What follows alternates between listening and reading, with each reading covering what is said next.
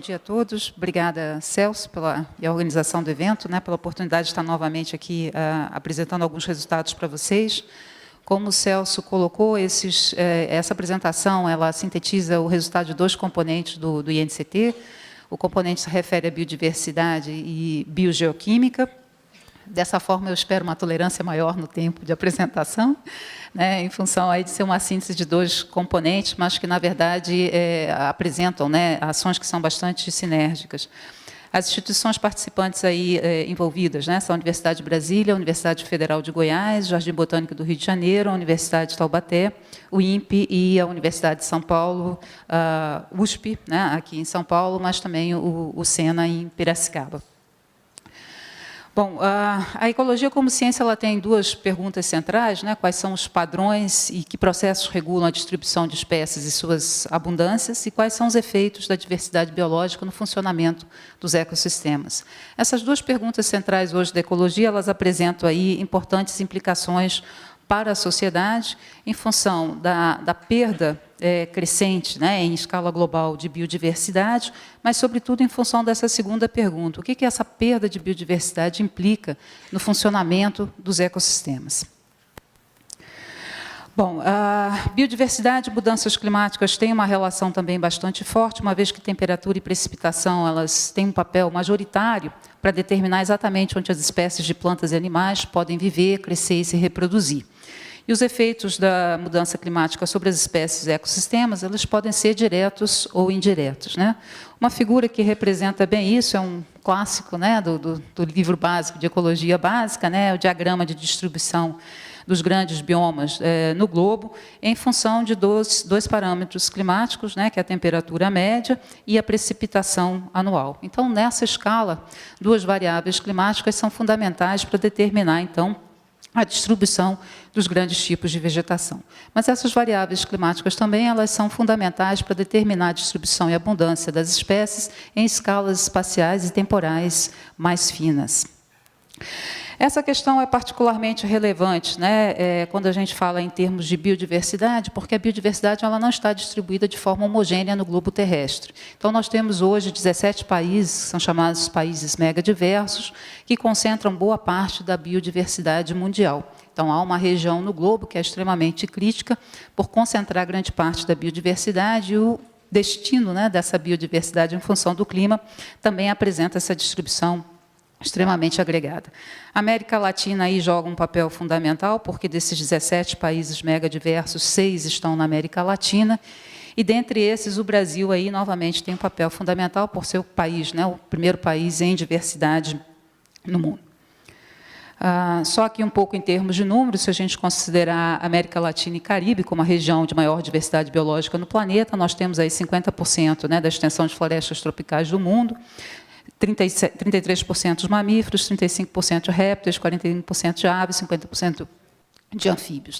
Então, isso já dá uma indicação muito forte da enorme responsabilidade que nós temos em termos de entender um pouco desses padrões de distribuição de espécies, perda de biodiversidade, implicações para o funcionamento dos ecossistemas e seus rebatimentos também com a mudança global do clima. Como colocado, além dos efeitos diretos, em termos de condições para crescimento e sobrevivência das espécies, as mudanças climáticas exercem efeitos indiretos sobre a biodiversidade e afetam também os chamados serviços ambientais ou serviços ecossistêmicos, como a proteção de solos, recursos hídricos e a própria regulação do clima. Então, nós temos aí os vários serviços fornecidos pela diversidade de vida na Terra, divididos aí de acordo com o Millennium Assessment, em serviços de fornecimento, serviços reguladores, serviços culturais ou serviços de suporte. Então, novamente, essa interação muito forte, que foi um dos aspectos fundamentais desses dois componentes, é mostrar, bom, não só como a distribuição de espécies vai mudar, mas quais são as implicações para o funcionamento de ecossistemas de uma alteração desses padrões de distribuição ou das respostas das espécies às alterações de temperatura e precipitação.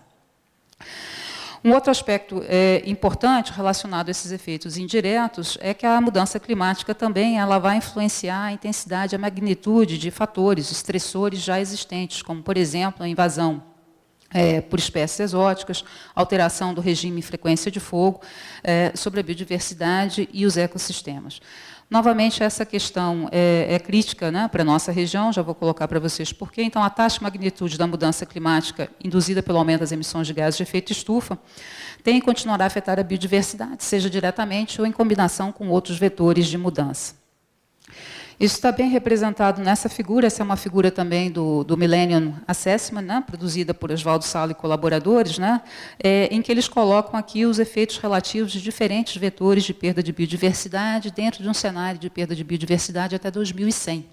Então, aparece aqui com destaque as mudanças no uso da terra, seguidas de alteração do clima, deposição de nitrogênio, alteração do ciclo global do nitrogênio, a questão das invasões biológicas e o aumento da concentração atmosférica de CO2.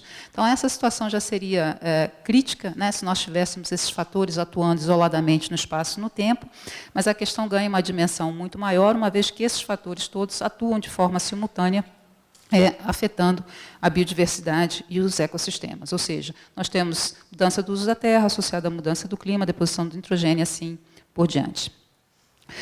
Essa figura aqui também já foi apresentada, né, no primeiro dia, na apresentação do painel brasileiro de mudanças do clima, mas ela mostra que um dos principais vetores apontados nesse levantamento global para a perda de biodiversidade, que é exatamente a mudança do uso na terra do Brasil, no globo, é crítica para o Brasil, né, mostrando aqui a dimensão da conversão dos diferentes biomas brasileiros, onde nós temos aí hoje a maior parte ainda de área preservada no bioma amazônico e no Pantanal, mas já mostra aqui uma conversão bastante acentuada em todos os demais biomas. Essa situação de conversão acentuada, ela levou também à indicação de 2 dos biomas brasileiros como hotspots de biodiversidade, ou seja, áreas que apresentam altos níveis de endemismo e rápida perda de hábitat, que são aí o Cerrado brasileiro e a Mata Atlântica, né? A Mata Atlântica como nosso bioma de ocupação mais antiga e o Cerrado como uma ocupação mais recente, mas uma perda muito rápida e intensa nos últimos 50, 60 anos, em função da expansão da fronteira agrícola. Uma forma de nós quantificarmos as mudanças da vegetação em face das mudanças do clima em escala global é a utilização de modelos dinâmicos de vegetação, só que nós observamos que muitos desses modelos ainda apresentam deficiências na incorporação da variação contínua de características de plantas entre espécies ou tipos funcionais, ou seja, de que forma a vegetação e a variabilidade, a variação, a diversidade dentro da vegetação é representada nesses modelos.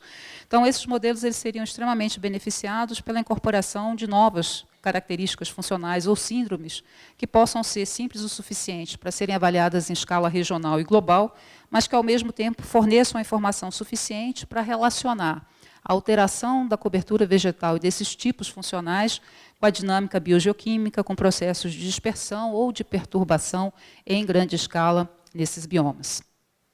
Então, uma das estratégias é trabalhar com os chamados atributos funcionais de plantas, que podem ser definidos como qualquer característica morfológica, fisiológica, fenológica, que seja mensurável para plantas individuais, de nível celular a nível de organismo, mas que potencialmente afetam o fitness ou o desempenho desses grupos de plantas em um gradiente de situação ambiental variável. Então, quantificar como as características funcionais se relacionam com esses gradientes ambientais fornece indicações sobre os mecanismos que regem a distribuição das espécies.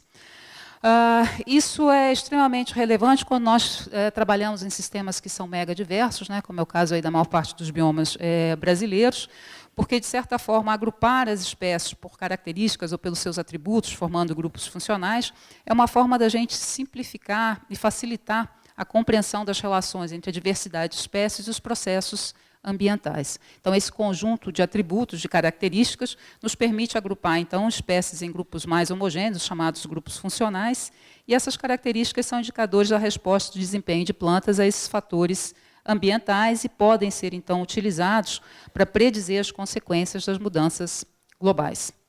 Então, um pouco da nossa estratégia dentro desse projeto foi exatamente trabalhar com, ou caracterizar melhor esses grupos funcionais de sistemas tropicais. Então, daí é importante documentar as relações entre as características funcionais, os fatores ambientais, e identificar eixos de variação dessas características. Um dos aspectos que hoje é mais relacionado na literatura é exatamente as características foliares ou atributos funcionais de folhas, tá? Porque folhas representam, então, uma interface muito direta entre a biota e a atmosfera, seja por trocas de energia, calor, né, matéria. Então, a utilização de recursos, né, e o tempo de vida das folhas, a sua fenologia, são extremamente importantes quando a gente tenta acoplar os processos biológicos aos processos atmosféricos. Isso aqui é uma figura, passar muito rapidamente, mas aqui são várias características de plantas e de que forma elas podem interagir. Então, eu tenho aqui a massa da folha, a área da folha, a relação entre a área e a massa da folha nos dá a chamada área foliar específica, ou seja, qual é o investimento que a planta faz em superfície fotossintética em termos de biomassa. Isso tem uma relação com a interceptação de luz pelo dossel, com o ganho de carbono pela folhagem, por consequência, com o ganho de carbono da planta como um todo. A duração de vida da folha também afeta esse ganho de carbono e, por sua vez, afeta os processos de ciclagem de nutrientes, e os nutrientes são essenciais, novamente, para a determinação do processo de fotossíntese. Então, em uma unidade, que seria a folha e suas características, eu consigo, de certa forma, abarcar vários processos que estão relacionados ao funcionamento e à produtividade primária nesses sistemas. Um exemplo aqui são os eixos, né, o que a gente chama um desses eixos importantes de variação, que se refere à oferta de recursos, a um gradiente de oferta de recursos. Então, geralmente, em ambientes ricos em recursos, nós vamos encontrar espécies que têm um curto período de vida das folhas, né, com uma alta área foliar específica, ou seja, a relação entre a área e a massa, geralmente são folhas mais finas, por assim dizer, e uma alta concentração de nitrogênio foliar, que é um indicativo da taxa de crescimento da planta. Indo para hábitats mais pobres, essas características se alteram. Então, geralmente, eu tenho espécies com renovação de tecido mais lenta, ou seja, as folhas permanecem mais tempo, isso muda a fenologia, é uma maior vida útil, são caracterizadas por uma área foliar específica mais baixa, então mais massa por unidade de área e menos nitrogênio foliar. Vou passar aqui muito rapidamente, isso aqui é só um exemplo para outros biomas, mas mostrando como essas duas características, área foliar específica e nitrogênio, aqui relacionadas à fotossíntese líquida, podem gerar essas superfícies de resposta, separando grupos funcionais.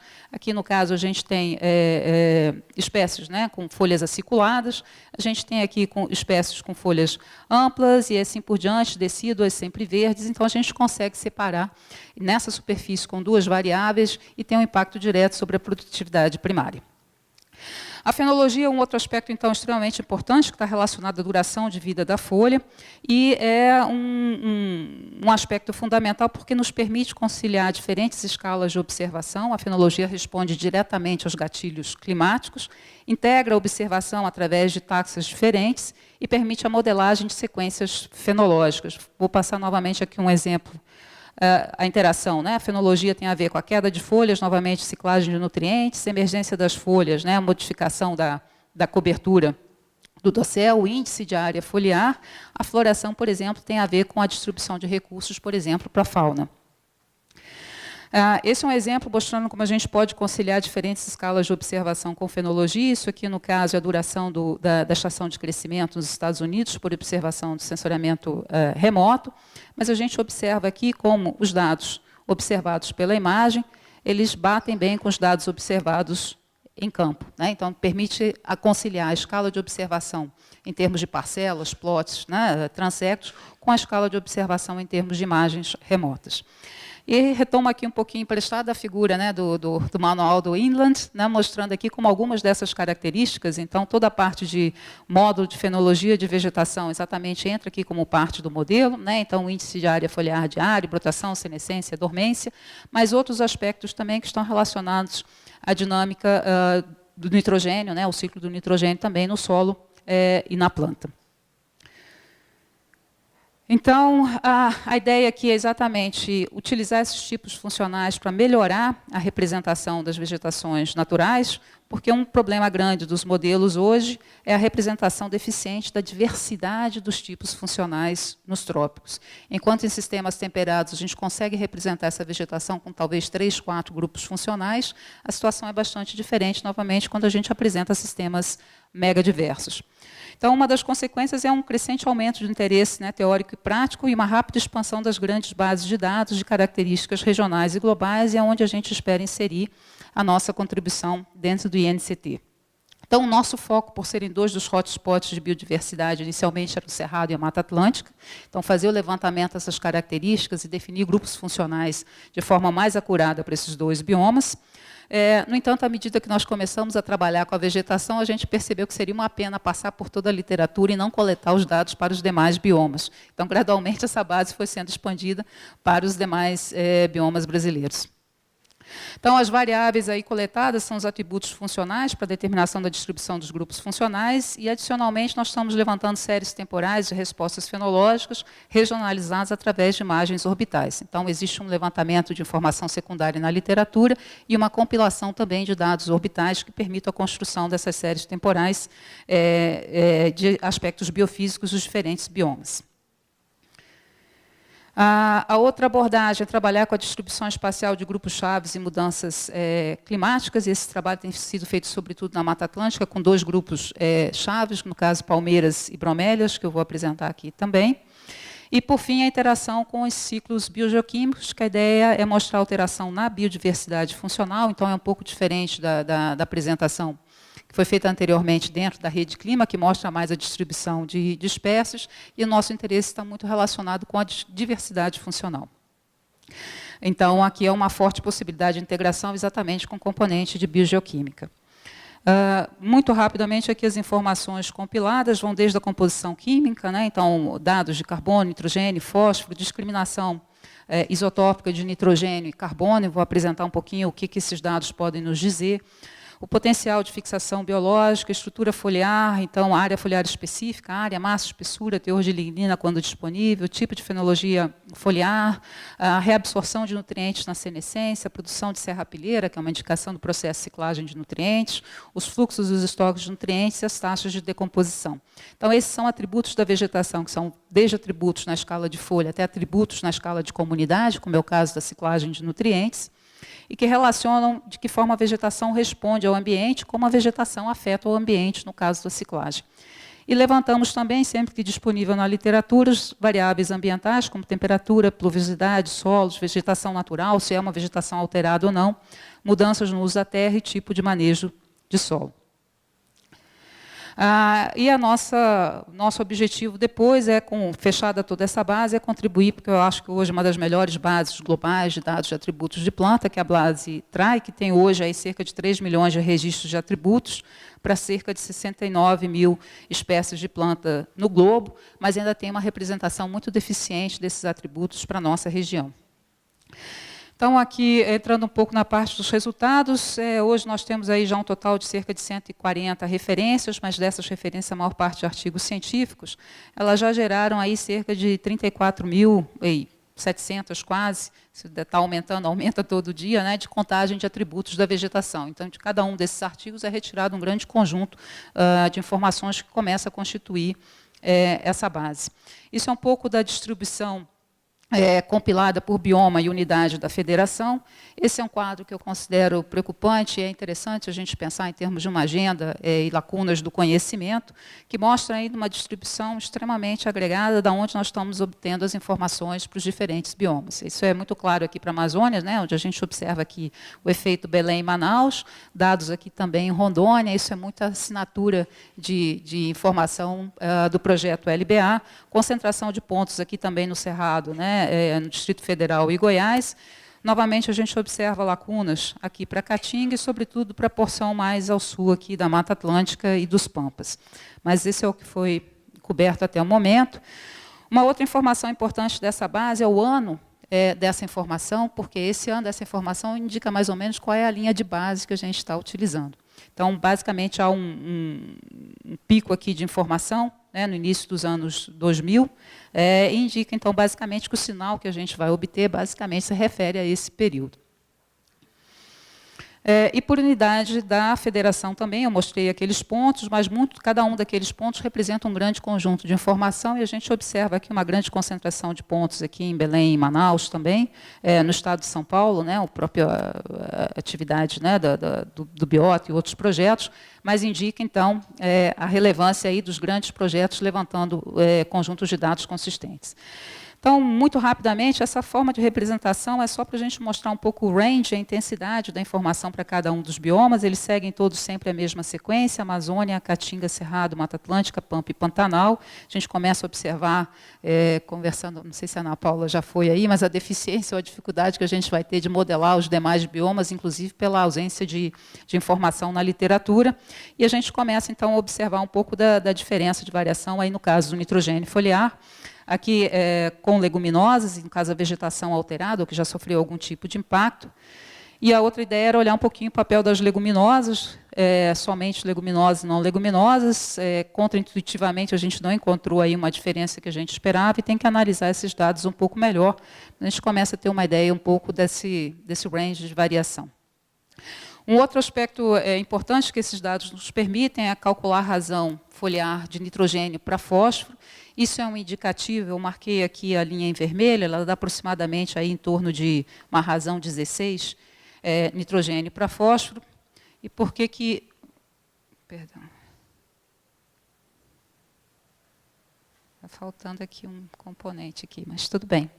Normalmente, essa razão nitrogênio e fósforo, ela dá um indicativo em termos de comunidade se o sistema é limitado por nitrogênio ou por fósforo. Então, normalmente, valores abaixo de 16 indicam uma limitação por nitrogênio e valores acima de 16 indicam uma limitação por fósforo. Então, eu fiquei extremamente feliz quando eu vi que o Marcos comentou que o modelo brasileiro já está incorporando um módulo de fósforo, porque a gente observa que, realmente, para a maior parte dos biomas brasileiros, o que a gente observa é uma limitação da produtividade por fósforo e não por nitrogênio, ou, em alguns casos, uma colimitação. Então, a inclusão desse componente no modelo deve transcrever muito melhor a produtividade primária nesses sistemas. Uma outra informação importante é a utilização dos isótopos estáveis de nitrogênio. Isso me dá uma ideia de onde essas plantas estão retirando nitrogênio, lembrando que o sinal do nitrogênio atmosférico é zero. Então, quando a gente tem a utilização do nitrogênio via fixação biológica, esses valores vão estar mais próximos a zero, e valores negativos ou positivos indicam a utilização de fontes diferentes de nitrogênio. Então, isso é muito interessante a gente observar, como aqui no caso da Amazônia ou do Cerrado, que nós temos espécies coexistindo, mas que utilizam recursos de forma bastante diferenciada. Então, a mudança da situação ambiental pode implicar na exclusão de algumas formas diferenciadas de utilização desses recursos. E semelhante aqui, no caso, eu perdi algumas animações aqui, não sei se foi lá na apresentação, mas vamos lá. Dos isótopos estáveis de carbono, que tem duas informações aí importantes. Um é a rota fotossintética, se são espécies de metabolismo C3 ou C4, mas é um indicativo também da eficiência de uso da água pelas diferentes espécies. Então, novamente, a gente tem uma inferência grande sobre o funcionamento. Aqui, muito rapidamente, só esse grupo que se difere aqui, né, que tem um sinal mais próximo a C4, e a gente foi lá na literatura, era exatamente bromélias e orquídeas em uma área de Campinarana, na Amazônia. Então, essas diferentes razões, né, isotópicas, elas distinguem rotas fotossintéticas diferenciadas, mas também indicam variações na eficiência do uso da água, que, novamente, tem uma relação também muito grande com a estrutura da folha. E, por fim, aí, atributos funcionais, a área foliar específica, a gente observa aí uma variação muito maior na Amazônia do que no caso do Cerrado, e semelhante aqui à densidade da madeira. Bom, com relação às séries temporais, aí nós também, nossa ideia inicial era restringir isso aos biomas Cerrado e Mata Atlântica, mas, novamente, depois, já o esforço, né, vamos expandir para todo o território brasileiro. Isso foi o trabalho levantado pelo grupo da Universidade Federal de Goiás, e todos os dados aqui eles estão disponíveis no portal do LAPIG, esse é o endereço, e foram também, em função do INCT, desenvolvidas duas plataformas de pesquisa que têm visualização e acesso direto dos dados, que é o LAPIG Maps e o LAPIG Database. Então, esse é o conjunto de séries temporais, né, temperatura de superfície, índice de vegetação, precipitação, evapotranspiração, produtividade primária, água equivalente em subsuperfície, área queimada, ou seja, não são só focos de calor, é área queimada também, área foliar e atividade fotossintética. Então, todos esses dados hoje já estão compilados e disponíveis para o período de 2000 a 2012. Então, só rapidamente aqui um exemplo, se a gente falar, por exemplo, no bioma Cerrado, em termos de comportamento biofísico, aí nós temos Cerrado, né, áreas nativas, Cerrado agricultura, Cerrado pastagem, as diferentes imagens, e a gente pode gerar curvas como essa aqui, que mostra a variação de evapotranspiração ao longo do ano, isso é a média aí dos 10 anos, para os diferentes tipos de formação do cerrado. Então, se destaca aqui, né, o cerrado mais denso, né, dentro uma evapotranspiração maior durante o período seco, e as demais formações. Então, a gente começa a ter inferências da diferença do funcionamento numa escala regional. Uma outra figura interessante, essa aqui, ainda do comportamento biofísico, né, o que a gente chama aí do blue water, que é a quantidade de chuva que entra em rios, lagos e águas subterrâneas. Ela vai, por favor, encerrar. Ok. E que mostra a variação aí ao longo do ano, de janeiro a abril, maio a setembro. Então, isso aqui já é o auge do período seco. E aqui a gente já tem a transição do período seco para o período chuvoso, então a gente começa a observar essa variação regional nessa distribuição de água, que é um fator importante também para a resposta fenológica da vegetação. Uma forma também da gente associar esses dados, isso aqui é um levantamento que nós fizemos também dentro desse trabalho com dados de biomassa do cerrado para as diferentes formações vegetais, e associamos esses dados de biomassa com a precipitação total, com a precipitação só durante o período chuvoso e com a precipitação durante o período seco. Então, a gente observa aqui que a biomassa ela responde, nessa escala regional, basicamente à severidade da estação seca, ou seja, a quantidade de chuva durante o período seco foi a variável que melhor se correlacionou com o aumento da biomassa aérea. Então, é muito interessante na apresentação da Regina, que ela colocou a questão de como essa vegetação em ambientes sazonais responde muitas vezes esse aumento da precipitação, e isso é uma variável que tem que ser aí considerada também, quando muitos dos modelos também indicam um aumento da intensidade e da severidade da estação seca no cerrado, isso vai ter um impacto direto no acúmulo de biomassa. Os outros dois aspectos levantados se referem aí, assim, à distribuição de tipos funcionais, e aí foram abordados 2 tipos funcionais, esse é o grupo do Jardim Botânico do Rio de Janeiro, no caso a distribuição de bromélias, que apresenta aí altos níveis de endemismo, mas tem um valor ecológico também muito alto, principalmente em função da sua interação com a fauna, e o que está sendo feito aí também, novamente, uma modelagem, né, da distribuição geográfica potencial desses grupos funcionais de bromélias em função das mudanças do clima. Então, um pouco aí da estratégia da determinação dos grupos funcionais e dos aspectos relacionados à modelagem, à utilização dos modelos para a predição da distribuição desses grupos funcionais. Um trabalho semelhante, né, está sendo feito com a distribuição de palmeiras, da professora Cimei Fisch, que está presente aqui, e que tem também hoje um pôster sendo apresentado ali, que vai poder também discorrer com um pouco mais de detalhes sobre esse aspecto, mas, novamente, as palmeiras representam um grupo funcional extremamente abundante nos trópicos, desempenham um papel importante no funcionamento dos ecossistemas e tem uma relação também muito grande com a fauna em termos de recursos alimentares. A professora Cimei trabalhou aí bastante interessante, normalmente os modelos têm uma dificuldade de pegar a variação topográfica, então a distribuição altitudinal das palmeiras em um gradiente de Mata Atlântica, associando aí o número máximo e médio de espécies ao longo de um gradiente de clima em função da altitude, e também a variação de riqueza das palmeiras ao longo desse gradiente de altitude, indicando que as porções mais baixas, mas as porções mais altas também serão as mais vulneráveis, as porções mais altas porque elas vão tender a ser impactadas pelas espécies das porções mais baixas que vão tender a migrar para as porções mais altas do gradiente. Ela vem expandindo esse estudo agora para o estado de São Paulo, e aí é uma interação com outro INCT, que é o INCT Herbário Virtual da Flora e dos Fungos, e levantando essa informação agora toda para, e espacializando também, modelando para o estado de São Paulo. Vou passar rapidamente, vou deixar que a Cimei apresente isso com mais detalhe no pôster que está exposto hoje ali, no intervalo. E, por fim, o componente biogeoquímica, esse também eu vou passar muito rapidamente, porque, na verdade, os resultados eles foram muito centralizados na realização de um workshop que reuniu aí pesquisadores de 21 instituições e compilou informações sobre a ciclagem biogeoquímica e impactos de mudanças climáticas nos diferentes biomas e gerou, então, essa edição especial da Revista Brasileira de Biologia. Então, essa revista também está disponível ali fora, então boa parte dos resultados está compilado, e esses resultados também foram utilizados para contribuir com o primeiro relatório de avaliação nacional na parte de ciclos bioquímicos, biomas e sistemas hídricos, que também já foi apresentado no primeiro dia pelo professor Décio Ambrise. E, por fim, esse componente ele continua agora trabalhando com a parte de fluxo de carbono, nitrogênio e fósforo no solo. Então, nós também levantamos toda a literatura hoje disponível em termos de carbono, nitrogênio e fósforo no solo. Separamos isso para os diferentes biomas, em áreas nativas e cultivadas, em 2 profundidades. E a nossa ideia é fechar isso agora com uma meta-análise para discutir um pouquinho mais o impacto das mudanças climáticas, modelar isso, mas também do efeito do uso da terra nos estoques de carbono no solo. Muito obrigada e desculpa, Celso, pelo avanço na hora.